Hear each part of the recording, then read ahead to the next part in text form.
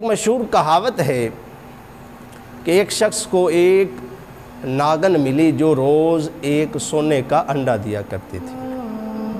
اب اس کو گھر والوں نے، محلے والوں نے، سبھی نے سمجھایا کہ یہ ہے تو ناگن نا، یہ ہے تو ڈسنے والی نا، یہ ہے تو انسان کی دشمن نا، اس لیے تم اس سے بچ جاؤ، اس کو چھوڑ دو۔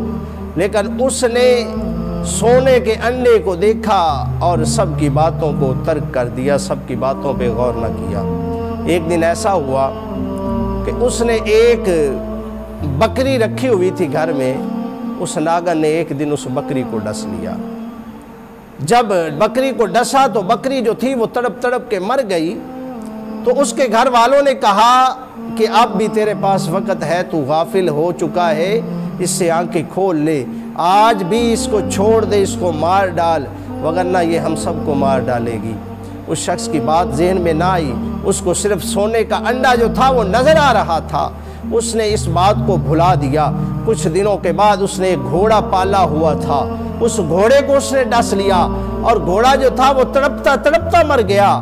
جب گھوڑا بھی مر گیا تو اس کے گھر والوں نے دوبارہ اس کو سمجھانے کی کوشش کی، گلی محلوں والوں نے دوبارہ اس کو سمجھانے کی کوشش کی کہ اس کو مار ڈال، وگرنہ ہم خسارے میں جائیں گے، نقصان میں جائیں گے۔ اس نے کہا کہ کتنے کا یہ گھوڑا ہوگا، یہ گھوڑے کی قیمت کیا ہوگی، اور میرے پاس جو انڈا ہوتا ہے روزانہ کے روزانہ اس کی قیمت کیا ہوگی۔ وہ پھر بھول گیا۔ کچھ ہی دن گزرے تھے کہ ایک دن اس کا اکلوتا بیٹا تھا، ایک ہی بیٹا تھا اور اولاد نہ تھی۔ ایک دن انہوں نے دیکھا کہ اس کے بیٹے کو اس نے ڈس لیا، اور اس کے بیٹے کو جو تھا وہ ڈاکٹر کے پاس لے جانے کے لیے انہوں نے اٹھایا، لیکن اس کے باوجود بیٹا ان کا فوت ہو گیا، مر گیا۔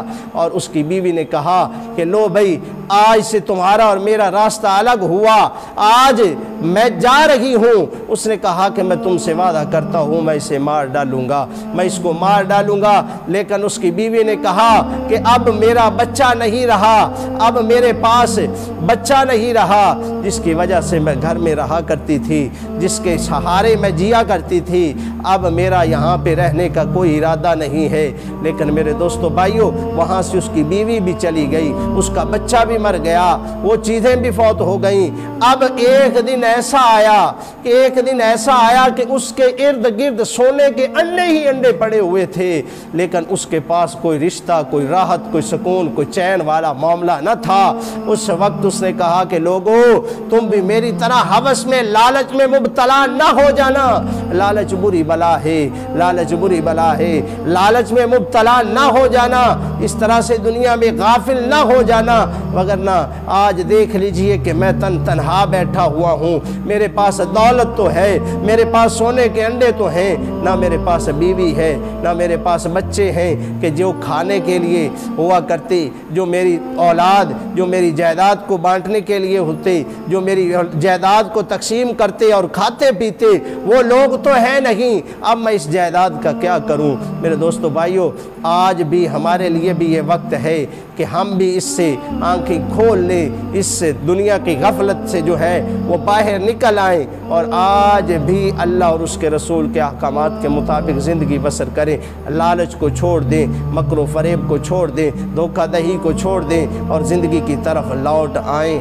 اور ہمارے پاس بھی یقیناً اگرچہ مال و زر کم ہوگا، لیکن ہمارے پاس ہمارے رشتہ ہوں گے، ہمارے پاس ہمارے معاملات سارے ہوں گے، تو ہم سکون کی زندگی بسر کر سکتے ہیں۔ دعا ہے کہ اللہ مجھے اور آپ کو صحیح معنوں میں عمل کی توفیق عطا فرمائے۔